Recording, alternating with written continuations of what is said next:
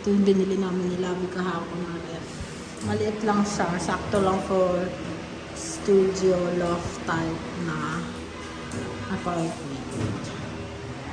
Bagay na. First ever appliance na pinurchase namin for the apartment.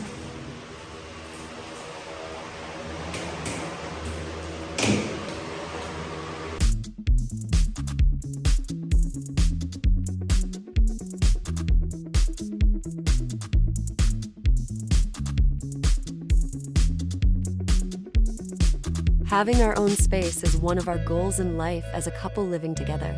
We know that it's not going to be easy, but we will get through everything together. Leben lang sa life habang humihinga.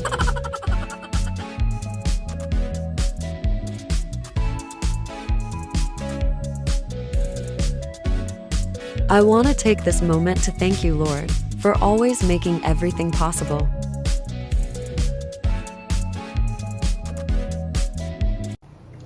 So, pupuntahan natin yung mga aso kasi first time nila na pupunta dito. Let's go. Bye-bye! Welcome to your new home!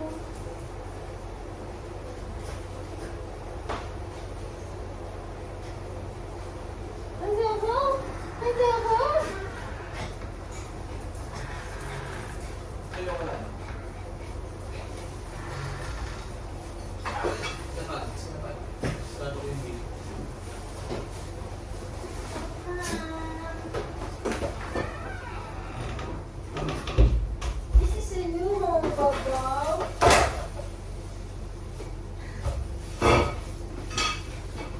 Ito yung mga binili ni Lovey sa Lazada. So, may hanger kami. Ayan, hanger.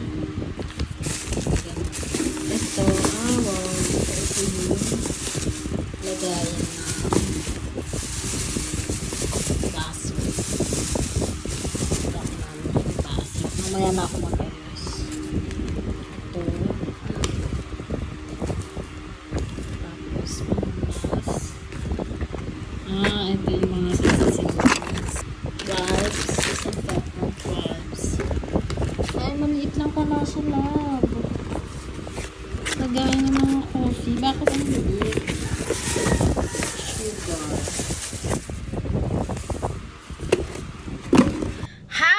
Good morning! Ay, joke lang. Good afternoon na pala. So, good afternoon and welcome back to my channel.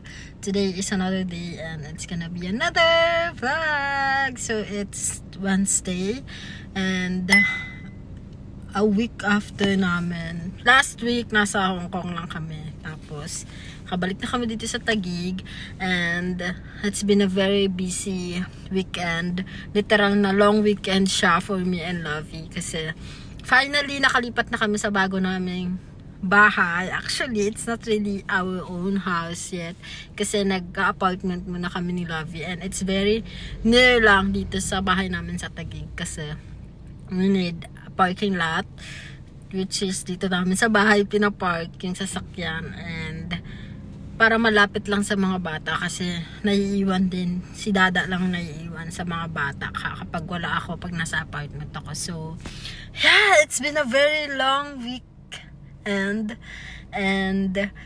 kahapon kami totally nakapag-settle ni Lovey sa apartment. Naayos namin lahat, nalipat lahat, naayos yung aircon, lahat talaga as in naayos. And si Lovey kahapon din ng gabi, nakabalik na siya ng Nueva kasi back to work na siya. So, back to work si cameraman. And ako, back to work na din, tuloy-tuloy yung trabaho.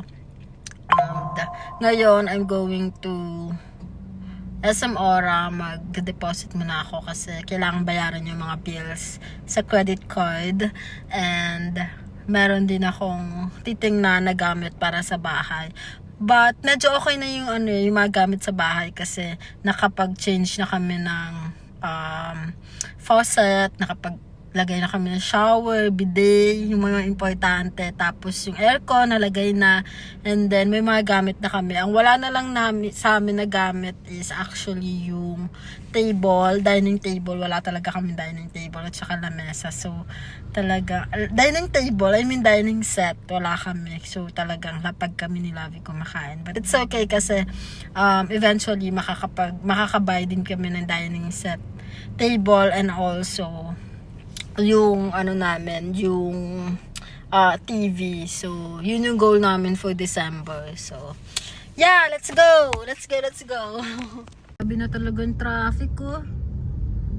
2:34 pa lang 2:34 in the afternoon, pero traffic na. Normally naman dito sa pataas na pa market, di naman nagta-traffic ng ganito. But since it's almost holidays, and for sure marami ng pera yung mga tao, dahil malapit na ang Pasko, umpisa na rin ang holiday traffic. So sad. Hey guys, so nandito tayo ngayon kay Mother. Hi Mother, kumusta? Ayan si Mama. So binisita ko siya kasi napanaginipan ko siya na nasa apartment and kinausap niya ako. So feeling ko happy si Mama and worried siya sa akin. Kasi I remember nung nasa Pasig ako nag-apartment, nung nag-work ako sa Ortigas, si Mama every weekend pumupunta sa apartment ko para magdala ng groceries and mga stuffs na needs ko. So, sigurado kung buhay si Mama ngayon, ganun din yung gagawin. Hi, Mother. So, finally, I'm home. And this is the apartment. Pakita ko lang ang kitchen kasi nagluluto ako ngayon ng tofu sisig. So, this is actually my recent favorite dish, the tofu sisig. Let's go!